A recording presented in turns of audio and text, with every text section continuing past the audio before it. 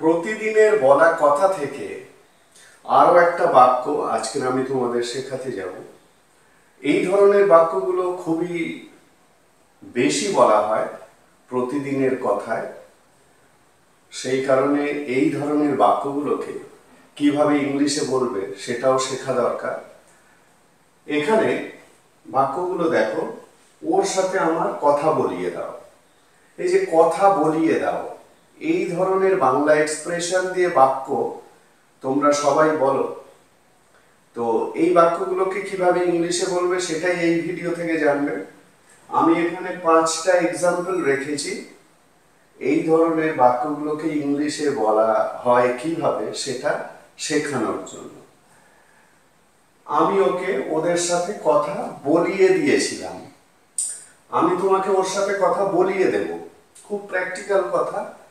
আমি ওকে কারোর সাথে কথা বলাইনি। আর তুমি কি তোমার ভাইয়ের সাথে আমার কথা বলিয়ে দিতে পারবে? তাহলে শুরু করা যাক কিভাবে এই ধরনের বাক্যগুলোকে ইংলিশে বলতে হয়। এখানে যেটা জানতে হবে সেটা হচ্ছে কথা বলিয়ে দেওয়া। এই বাংলার যেটা লেখা হয়েছে বা যেটা বলা হয়, এইটাকে কিভাবে ইংলিশে আনবে সেটা জানলেই হয়ে যাবে। আর কিছু এখানে কিন্তু সেই অর্থে নেই। নেই কেন? বাকি যে অংশগুলো আছে সেগুলো তো টেন্স ওয়াইজ বা মডাল ভার্ব ইউজ করে বলবে। এখানে প্রত্যেকটা বাক্যে সাবজেক্ট মোর অর লেস আমি আমি আমি আমি। তো তোমরা সাবজেক্ট চেঞ্জ করে তোমাদের মতন করে বাক্যটাকে বলতে পারো। আসল জিনিস হলো কথা বলিয়ে দেওয়া। এই বাংলাটাকে কিভাবে ইংলিশে আনবে।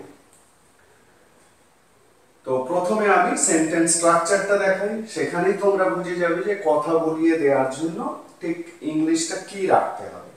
খুব সহজ। দেখো, প্রথমে সাবজেক্ট যেরকম বসে, তারপরে মেক ভার্ব ইউজ করবে। মেক, এই মেক ভার্বটা টেন্স ওয়াইজ ব্যবহার হবে। যে টেন্সে বলবে সেই টেন্স অনুযায়ী মেকটাকে ইউজ করবে। Make, makes, making, made. ঠিক আছে? Subject make plus object. Object মানে হচ্ছে, এখানে দেখো, আমি ওকে, এই যে ওকে হলো অবজেক্ট, আমি তোমাকে, তোমাকে হলো অবজেক্ট, ওকে হলো অবজেক্ট। এখানে তুমি কি তোমার ভাইয়ের সাথে আমার কথা বলিয়ে দেবে, মানে আমাকে, এইটা হলো অবজেক্ট। এখানে আমার কথা বলিয়ে দেবে মানে হচ্ছে আমাকে কথা বলিয়ে দেবে, তার মানে আমাকে হলো অবজেক্ট। তাহলে সাবজেক্ট মেক ভার্ব, তারপরে অবজেক্ট, তারপরে টক। এই ভার্বটা আবার ইউজ করতে হবে, টক টু, তারপরে আবার অবজেক্ট। ঠিক আছে? এই অবজেক্টটা হলো যার সাথে কথা বলানোর কথা বলা হচ্ছে। তার মানে এই যে ওর, এইটা এখানে এই ওর অবজেক্ট হিসাবে এখানে বসবে, ওদের অবজেক্ট হিসাবে বসবে, ওর অবজেক্ট হিসাবে বসবে, কারুর এইটাও অবজেক্ট হিসাবে বসবে, তোমার ভাই অবজেক্ট হিসাবে বসবে। তার মানে এখানে দুটো অবজেক্টের কথা বলা হচ্ছে সেন্টেন্স স্ট্রাকচারের মধ্যে। প্রথম অবজেক্টটা যাকে কথা বলিয়ে দেয়া হবে, কি বললাম? যাকে কথা বলিয়ে দেওয়া হবে। এখানে আমি ওকে ওদের সাথে কথা বলিয়ে দেবো, মানে কাকে কথা বলিয়ে দেবো? ওকে। তাহলে ওকেটা হলো প্রথম অবজেক্ট, আর পরে যে অবজেক্টটা যার সাথে কথা বলিয়ে দেওয়া হবে সেইটা। তাহলে এবার সেন্টেন্স গুলো তৈরি করা যাক। আশা করি বুঝতে পেরেছো। এই অবজেক্টের জায়গাগুলো একটু খেয়াল রেখে করলেই হয়ে যাবে। তাহলে subject make object talk to object. তাহলে ওর সাথে আমার কথা বলিয়ে দাও। এখানে কাউকে তুমি রিকোয়েস্ট করছো যে ওর সাথে কথা বলিয়ে দে না। আমরা প্রতিদিনের কথা এরকম ভাবেই বলি, ওর সাথে আমার কথা বলিয়ে দে না, বা ওর সাথে আমার কথা বলিয়ে দাও, তারপর আমি দেখছি ব্যাপারটা কি করা যায়।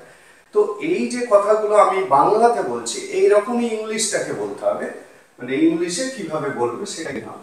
তাহলে এখানে এটা রিকোয়েস্ট করছো বা কাউকে তোমরা যখন রিকোয়েস্ট করছো যে ওর সাথে আবার কথা বলি, মানে কি এটা একটা ইম্পারেটিভ সেন্টেন্স, বাংলায় বলা হয় অনুজ্ঞাবাচক বাক্য। তো এই ধরনের বাক্যে কি হয়, ইউ উজ্জ্ব থাকে, অর্থাৎ ভার্ব দিয়ে সেন্টেন্স শুরু হয়। তার মানে এই মেক থেকে সেন্টেন্সটা শুরু হবে। তাহলে আমি এখানে স্ট্রাকচার ওয়াইজ তোমাদেরকে দেখিয়ে দিই। তাহলে ওর সাথে আমার কথা বলিয়ে দাও। তাহলে মেক মি, কাকে কথা বলিয়ে দেবে? আমাকে। এই যে আমারটা হলো এখানে মানে আমাকে, ওর সাথে আমাকে কথা বলিয়ে দাও। তার মানে মেক মি টক টু ওর, মানে হিম। ঠিক আছে, তাহলে ইংলিশটা কি বলবে? Make me talk to him, make me talk to him, ওর সাথে আমার কথা বলিয়ে দাও। ঠিক আছে, স্ট্রাকচারটা ফলো করো, সেই অনুযায়ী তোমরা সেন্টেন্সটাকে তৈরি করো, আর কিছুই নেই। এই ধরনের কথাগুলো খুব প্র্যাকটিক্যাল কথা, প্রতিদিন বলা হয়।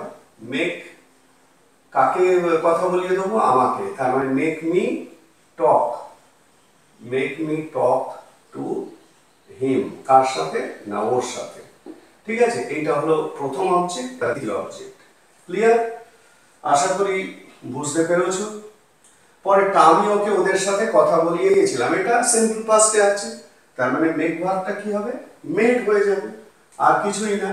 বাকিটা এই স্ট্রাকচার অনুযায়ী তৈরি করে ফেলো। তাহলে আমি দিয়েছিলাম মানে বলিয়ে দিয়েছিলাম, আই মেড, আই মেড কাকে? ওকে, him, I made him talk, I made him talk to, কার সাথে? ওদের সাথে, দেম। বুঝে গেল? সহজ ইংরেজি। I made him talk to them, I made him talk to them, আমি ওকে ওদের সাথে কথা বলিয়ে দিয়েছিলাম। ঠিক আছে, পরেরটা, আমি তোমাকে ওর সাথে কথা বলিয়ে দেব, সিম্পল ফিউচার। তাহলে আমি, তারপরে যেহেতু সিম্পল ফিউচার, তাহলে অক্সিলারি হিসাবে উইল বা শ্যাল। আমরা এখন উইল ইউজ করি। আই উইল, মানে এটা আমার ইচ্ছা ধরে নিচ্ছি। তাহলে I will make, I will make কাকে? তোমাকে। I will make you talk, I will make you talk to, ওর সাথে, him, I will make you talk to him. কি বলবে? আমি ওর সাথে তোমাকে কথা বলিয়ে দেব। ইংলিশে কি বলবে? I will make you talk to him. ঠিক আছে, পরেরটা, আমি ওকে কারোর সাথে কথা বলাইনি, মানে এটা সিম্পল পাস্টে নেগেটিভ। সিম্পল পাস্ট নেগেটিভ মানে ডিড নট ইউজ করতে হবে। তার মানে আমি, তারপরে ডিড নট, যেহেতু negative, I didn't make, I didn't make কাকে? ওকে, মানে him, I didn't make him talk, I didn't make him talk to, কার সাথে? কারোর সাথে, মানে anyone, I didn't make him talk to anyone. ঠিক আছে, I didn't make him talk to anyone, আমি ওকে কারোর সাথে কথা বলাইনি। ঠিক আছে, পরেরটা, তুমি কি তোমার ভাইয়ের সাথে আমাকে কথা বলিয়ে দিতে পারবে, মানে আমার কথা বলিয়ে দিতে পারবে। প্র্যাকটিক্যালি আমরা যেভাবে কথাটা বলি, আমি সেইভাবেই বাক্যগুলোকে লিখেছি। একটু বুঝে নিতে হয় যে এখানে আমার মানে আমাকে। তাহলে তুমি কি পারবে, এইটাকে আগে ভাবো। তার মানে ক্যান ইউ মেক, তুমি যেহেতু পারবে, তার মানে ক্যান ইউ মেক। এবার যে ভার্বটা, ক্যান ইউ মেক কাকে? আমাকে। তাহলে can you make me talk, can you make me talk to, কার সাথে? তোমার ভাইয়ের সাথে, টু ইয়োর ব্রাদার। বোঝা গেল? তাহলে can you make me talk to your brother, তুমি কি তোমার ভাইয়ের সাথে আমার কথা বলিয়ে দিতে পারবে? Can you make me talk to your brother. বোঝা গেল? তাহলে এই সেন্টেন্স স্ট্রাকচারটা, এটাই হলো সবচেয়ে গুরুত্বপূর্ণ। এই সেন্টেন্স স্ট্রাকচারটাকে ফলো করো, করে এই ধরনের বাক্য তোমরা নিজেরা তৈরি করো। ঠিক আছে, এখানে আমি সাবজেক্ট রেখে আমি বাক্যগুলো তৈরি করেছি, তোমরা বিভিন্ন সাবজেক্ট রেখে তৈরি করো, করে এই ধরনের বাক্যগুলোকে, বাংলা বাক্যগুলোকে ইংলিশে বলো।